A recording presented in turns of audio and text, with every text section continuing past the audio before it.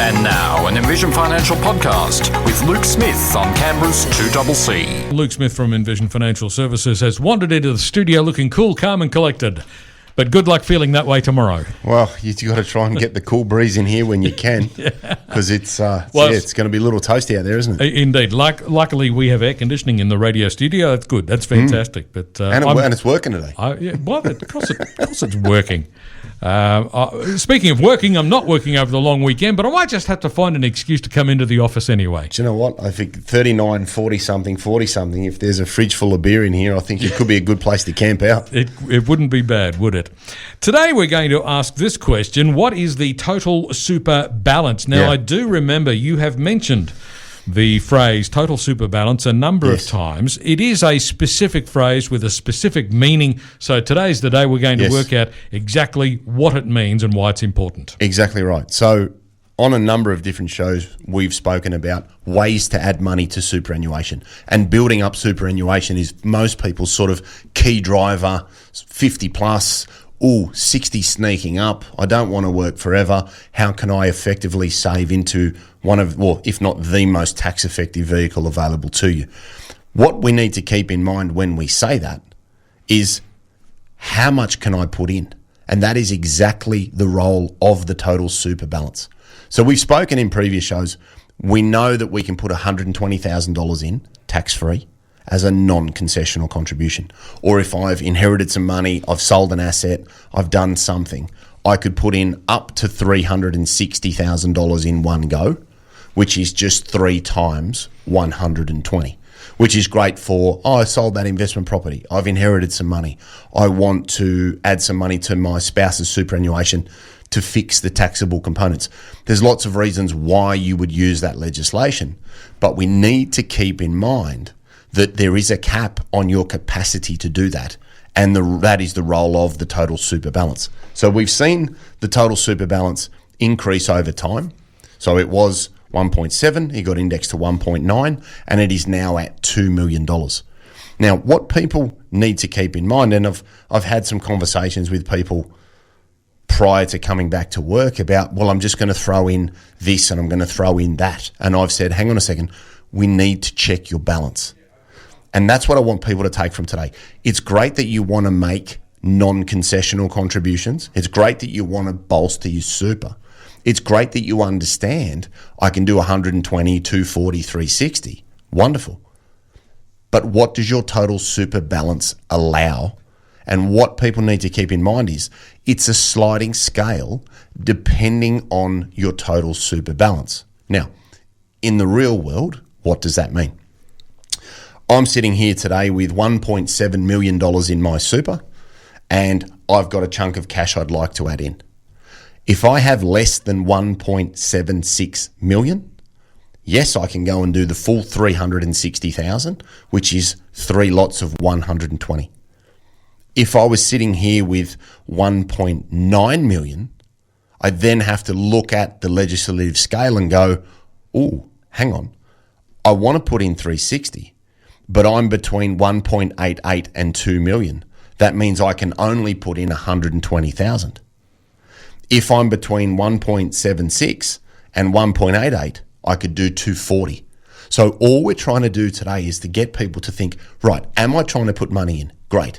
I know that there's this non-concessional window that I can use, but I'm finding a lot of people are missing that last hurdle and looking at their balance and saying, how much can I put in? Because I've had a few people ring me this week and go, I'm just going to throw 360 in.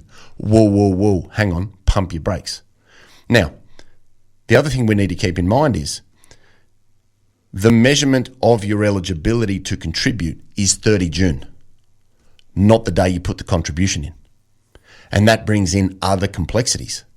And talking about it now with plenty of time to 30 June, I think is important, because if your balance is creeping up and you sold an investment property, you inherited some money, you want to do a recontribution strategy, whatever it is that you're going to try and do, you may need some time to facilitate your ability to maximize the legislation to your advantage. And what I mean by that is, if I was creeping up around that $2 million mark and I was really, really close, it would make a lot of sense to maybe consider using a pension strategy or a transition to retirement strategy just to get your balance under $2 million at 30 June, because that would allow you to put in another $120,000.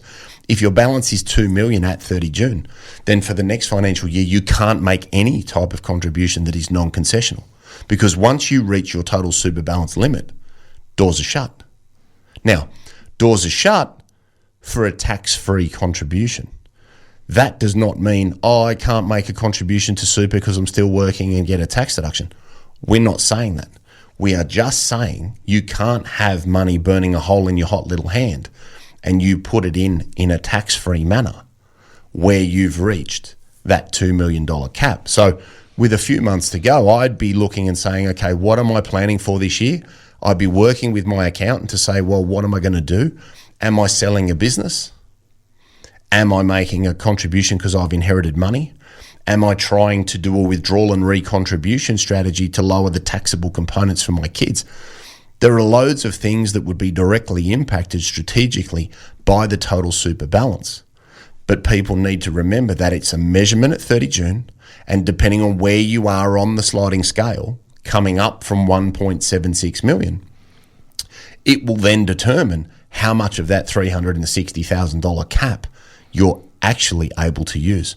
Because I've had a lot of people say to me coming out of the break, oh, I've done this, I've done that, I'm going to throw that in, not realising that total super balance is actually the ultimate gatekeeper for your ability to put the money into the fund. Now, that's a point to emphasise as well. This talk of a total super balance, it sounds like some sort of cap or limit. What it actually is a threshold for Correct. where you can no longer achieve a particular benefit. Well, you don't have the eligibility to add more money to the fund. Well, let me get this right, because I'm a little confused about it. Yep. I hear talk about taxing people with more than $3 million in their super, and that's well above $2 million. How'd they get the money in there? You can put money in, but you don't get that benefit of being able to put. How does that work? So two completely separate things. Okay. This is only talking about eligibility to get it in. Yep. It is not impacting how what's in there is taxed. Mm-hmm. That's the different legislation that they produced and said, right, over 3 million, we'll tax you on another 15%. If you're over certain thresholds, you'll pay additional tax, which is proposed and passed. Mm-hmm. If I'm in pension phase up to the total super balance, then everything I have in there is tax-free where I've started a pension. But for full completeness, this is then separate to transfer balance cap. And transfer balance cap is the measure of what is or isn't tax-free inside the fund. So we've got to keep them separate and just think about total super balance is, can I put it in? Mm-hmm. How it's taxed once it's in there, that then becomes a function of transfer balance cap. And the problem with these two, and why I've separated like this, is they unfortunately have the same value. So people lump them together and go, oh, they do the same thing. They don't. And this is where it can get a little bit murky. You could be eligible to put money into super under the total super balance, but you could be in excess of your transfer balance cap, which means you could start a tax-free pension. So it's important that we understand what is the role of the total super balance, what is the role of the transfer balance cap. The problem is they're currently both at $2 million. So people muddy them together and go, oh, but that one and this one, and they have completely different purposes. And this one is simply to say, can I and can I not get the money in? How the money is taxed inside the fund is then a byproduct of transfer balance cap, which is the most amount of money you can have for your personal limit inside the fund. You may also have an excess component, which is taxed at 15%. You also may have your $3 million scenario as well. So there's a myriad of things that can happen once it's in there. This is simply about saying, can I or can I not get the money in for the purpose that I intend? Okay. So what are some important strategies for people to consider if they find themselves a little too close to that total super balance limit? Yeah, so again, depending on age, if I was leading up to this, I'd be looking to try and withdraw money to get under $2 million. And again, you only need to be $1 under on the 30th of June, and you could put another $120,000 in there. So if you're over 60 and right on the cusp of something, you might say, well, I'll pull $20,000 out so I can put $120,000 in next year, as silly as that sounds. Because if you're over 2 million on the 30th of June, then you've lost your eligibility to contribute. You'd also then be looking at a recontribution strategy with a spouse. So if you've got one member of a couple that's over, it might be worthwhile pulling out and putting money into the spouse's superannuation where they're able to receive it, all things considered, because not only will that bring you under to be able to put in more money next year, it would also then allow you to potentially reduce the taxable portion of your fund and make a large non-concessional contribution for a spouse, which could then be advantageous for the children because that's avoiding death tax inside the super fund, which we've talked about at length. I'd also then remember that total super balance is impacted by defined benefits. So if you have CSS, PSS, DFRDB, MSBS, any of the well-known defined benefits in Canberra, they have a value and they are recorded against your total super balance. So if you've got a normal super fund and a pension, be really careful, because I had a few people go, oh, but this one's exempt. No, it's not. It is a fixed recording of when you took the pension. They find a lump sum equivalent and then they record that, and you can get that out of MyGov. So again, don't think that doesn't matter. It does, because a lot of people say, oh, but it's a pension. Yes, but they find a lump sum equivalent and record its value against your total super balance. So be careful in relation to that. Remember, as we sort of touched on just before, transfer balance cap is a different thing. It has a different purpose. It tests something completely different. Yes, at the moment, they are $2 million. But if you've already taken a pension, your transfer balance cap may not be $2 million. So, great example. I've got a $2 million threshold. I've got a transfer balance cap of 1.6 million. And people say, oh, but I can't add money because I've reached my transfer balance cap. But that's a test for tax-free pensions. It's not a test for your eligibility to contribute. Because if I've got company money, rental money, and other taxable income in my own name, tax inside a super fund at 15% may be the best tax bracket for me. So again, it's important to sort of separate those two acronyms because they test different things. I'd also then be looking to try and make sure that if you are going to hold money outside of superannuation, look at a family trust or another vehicle that lets you distribute income, because you could have all of your money in superannuation reach the total super balance, and you could have $800,000 of invested assets in a family trust that generates $30,000. Now, between me and my wife, that could be $15,000 each. So I'm under the $18,000 tax-free threshold. So's my wife. So we've got $800,000 of invested assets in a family trust paying no tax on income. And we've got pensions coming out of superannuation, tax-free over 60. Don't be upset that you can't get all the money in, because you can still hold a significant amount of money outside of super structured correctly and be able to distribute income out and not pay any income tax. So again, don't panic, don't burst into tears. It's not the end of the world. There are workarounds, but it's important that people understand the function of the total super balance. Luke Smith from Envision Financial is with me in the studio today, and we're talking about the total super balance, and we've certainly covered some territory today. So what are the key things for people to remember? Yeah, so I think the first thing to remember is that total super balance and transfer balance cap test different things. So don't lump them together, because one's an apple, one's an orange. The second thing is your eligibility to make contributions is measured at 30 June, not when you put the money in. So don't panic if you're at 2 million and something, but on the 30th of June you're at 1.95 million, happy days. It's always that 30 June measure for the use of the legislation in the next 12-month period. I'd also say, remember the sliding scale. Depending on how close you are to 2 million, your ability to put in 360,000 will diminish. And that's easily attained through a quick Google search, because most providers will give you a table of balance and the balance ranges, and whether it's 360, 240, 120 or nothing. Just be mindful that yes, you can do 120 and yes, you can do 360, but total super balance is the umbrella that sits over the top to say, right, well, can I or can't I in my personal situation?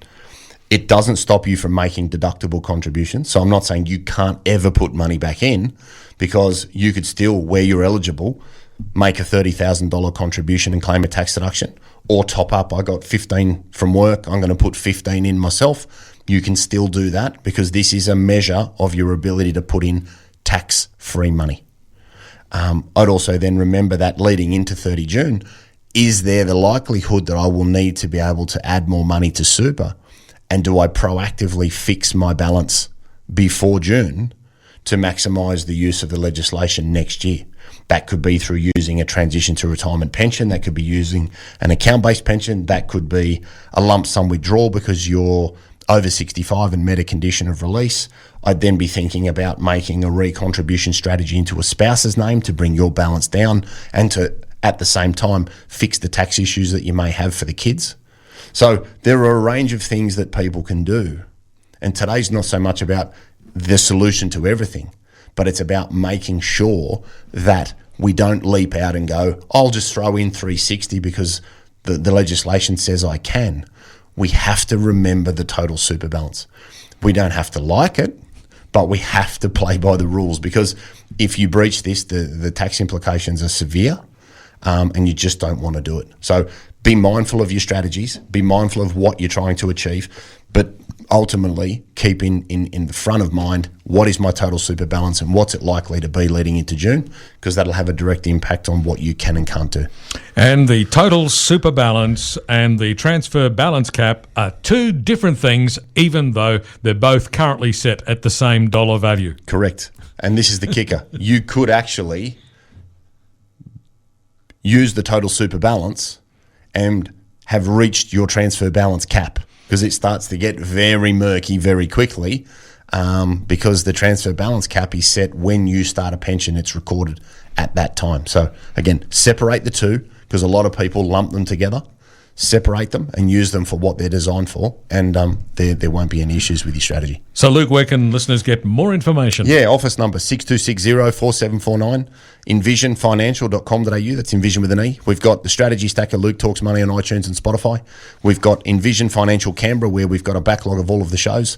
And there's a chapter in Smart Money Strategy, Your Ultimate Guide to Financial Planning. And I think at the moment we've got some appointments available in May to June, maybe. That's okay. Yeah. That's all good. It's all good. Thanks very much. See you next week. Luke Smith from Envision Financial back with us again next Friday afternoon at the same time between 4:30 and 5.